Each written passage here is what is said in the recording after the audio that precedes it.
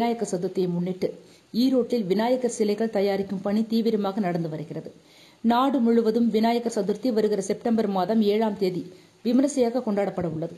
இதில் ஈரோடு மாநகர் மாவட்டத்துக்கு உட்பட்ட பகுதிகளில் இந்து முன்னணி சார்பில் விநாயகர் சிலைகள் பிரதிஷ்டை செய்து வழிபடுவது வழக்கம்.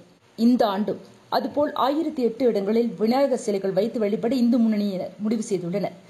இதற்காக ஈரோடு சின்ன சடையம்பாளையத்தில் இந்து முன்னணி சார்பில் விநாயகர் சிலைகள் தயாரிக்கும் பணியில் தொழிலாளர்கள் ஈடுபட்டுள்ளனர். தற்போது பல்வேறு வடிவங்களில் விநாயகர் சிலை தயாரிக்கப்பட்டு அதில் வர்ணம் பூசும் பணிகளும் விறுவிறுப்பாக நடந்து வருகிறது. இதுபற்றி இந்து முன்னணி மாநகர் மாவட்ட பொதுச் செயலாளர் கார்த்தி கூறியதாவது: மாநகர் மாவட்டத்தில் 3 அடி முதல் 11 அடி வரையிலான சிலைகள் பூஜைக்கு தயார் நிலையில் உள்ளது. இது விற்பனைக்கல்ல, இந்து முன்னணியினருக்கு மட்டும் பூஜித்து வழிபட வழங்கப்படும். காகிதக்கூழ், கல்லுமாவு, குச்சிக்கிழங்கு மாவால் சிலைகள் தயாரிக்கப்படுகிறது. இவை நீரில் எளிதில் கரைந்துவிடும். சிலைக்கு பூசப்படும் வர்ணங்களும் கூட இயற்கைக்கும் சுற்றுச்சூழலுக்கும் பாதிப்பு இல்லாத வகையிலானவை.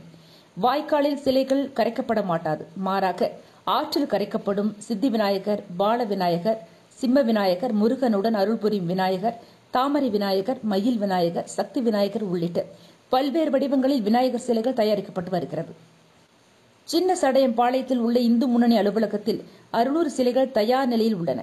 சதுர்த்திக்கு முன்பாக பிரதிஷ்டையின் போது இந்து முன்னணியினர் சிலையை எடுத்துச் சென்று பொதுமக்கள் வழிபாட்டுக்கு வைக்க உள்ளனர். இவ்வாறு அவர் கூறினார்.